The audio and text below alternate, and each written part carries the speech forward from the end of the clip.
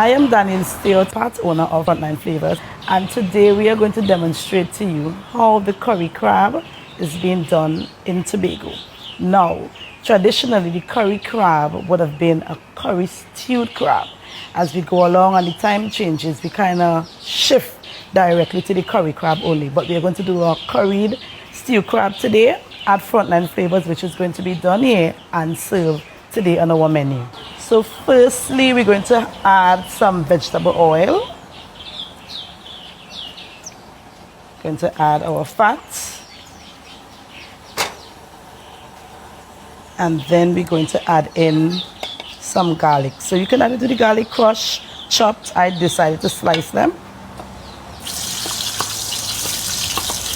And we're going to roast it until it becomes translucent in color. So not necessarily burnt, but a little roasted color, like that. And then we're going to add in our brown sugar to start caramelization.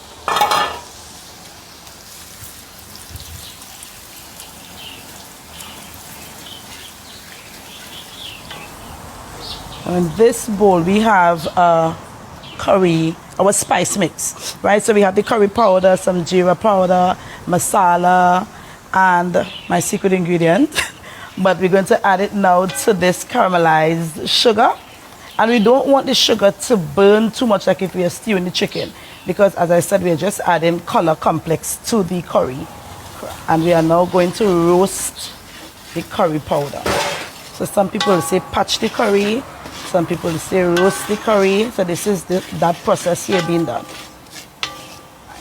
So if we look at it, we have a nice caramel shaded color of the curry powder, and that is from the browning of the sugar and the curry powder combined together. I will now add some water and allow this curry to cook a bit before we add in the meat.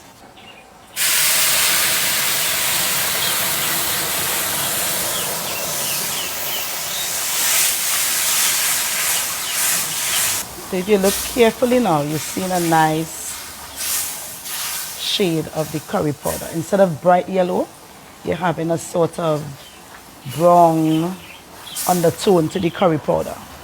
So at this time, we leave it for about 5 minutes until your desire realize the grains are fully dissolved, and then we add in our meat. You're going to see it reduce a bit, and you realize it start to get thick again compared to when we just add the water.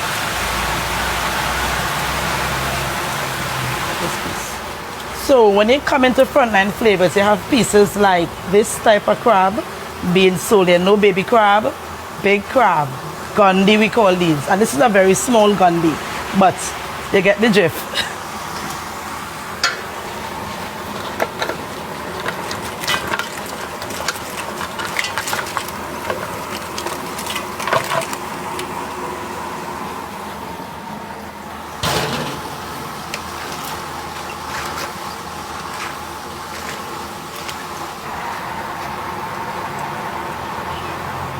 So we just add in some bay leaf, and this is just aromatics for the pot. We have other aromatics that we're going to add, but first I will add the bay leaf, allow the flavor to steep in so you get that nice earthy flavor to the crab. I don't want to overpower it with the other green seasoning. So we add it here, add some water to the pot and allow it to steam. So we're not boiling the crab, we are allowing it to steam. So we add little water and cover the pot to allow steaming to take place. And while we put it on the top, what happens is that as the heat develops in the pot, it starts to draw from the leaves, and slowly the flavor is distributed throughout the pot. So you don't want to put it in the bottom and the flavor dies out quickly. So there are some aromatics that has long-lasting flavors and some that are short. So when it's whole like that, we add it to the top, allow it to slowly steep. When we grind it, we will put it closer to when it's finishing to get the full complex flavor of the seasoning. You realize the nice color it has.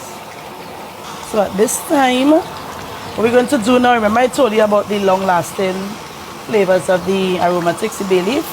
So we're going to add some grinded fresh aromatics.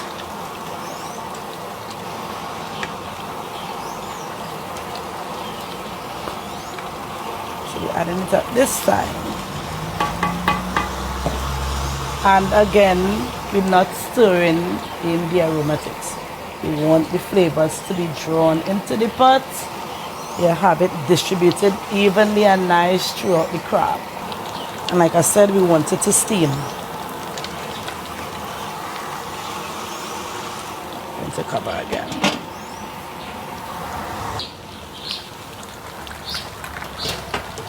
Right, so come closely, realize majority now of the liquid is dried out.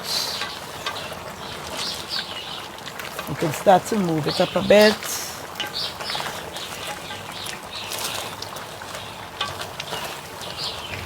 And then we're going to add a little more water here, just to ensure that the crab is fully steamed properly.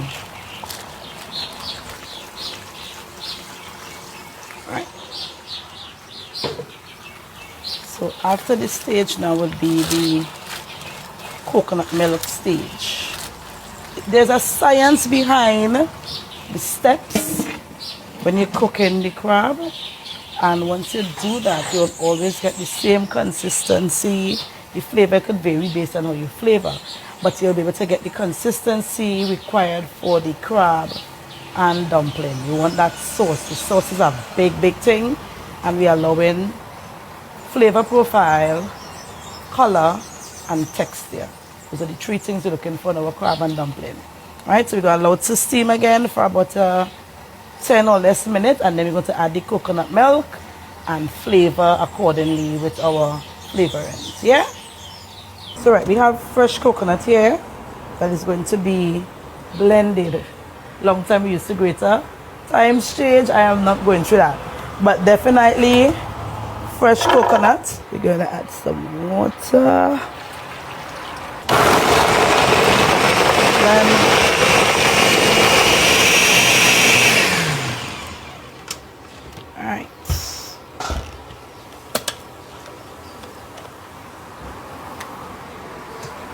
So here is where we have fresh coconut milk.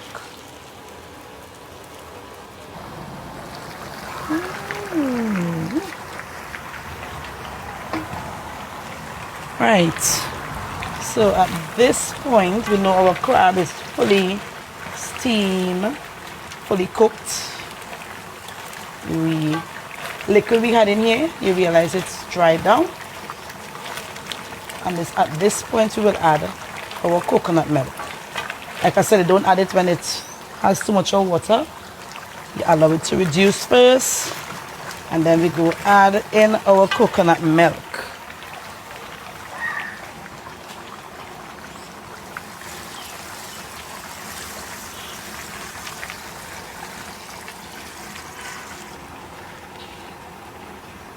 Nice.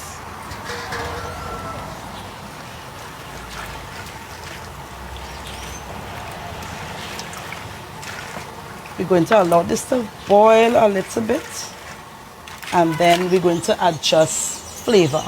So allow it to boil, so incorporation will take place with the coconut milk and whatever liquid was inside there.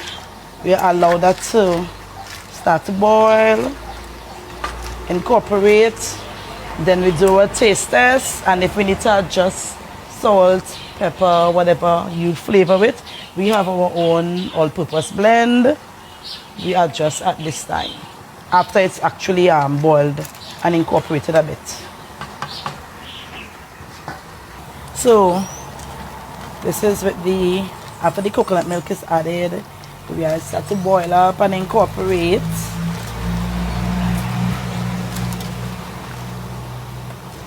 We're going to add the rest of so you realize the texture start to change already.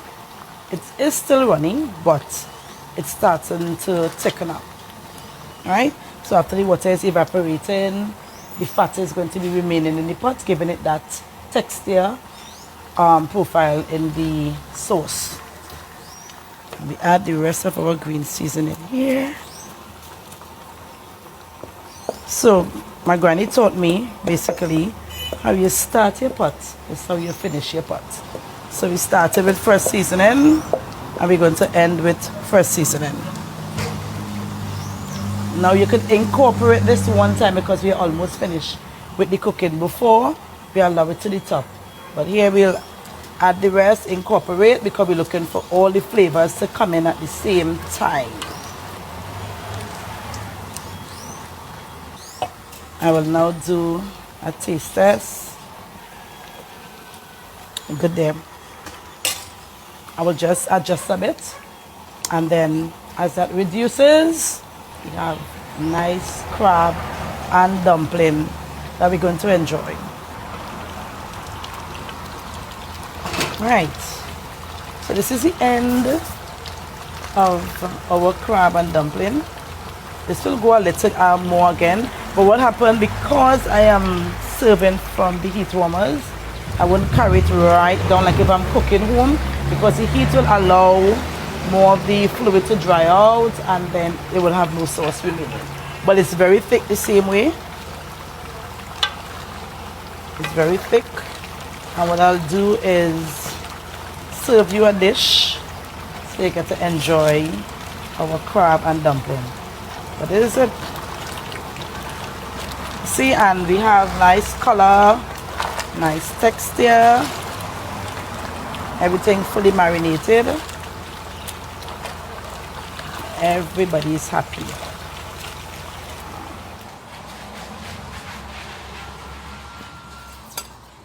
So this is what you call a Tobago. As a matter of fact, a frontline flavors crab and dumpling.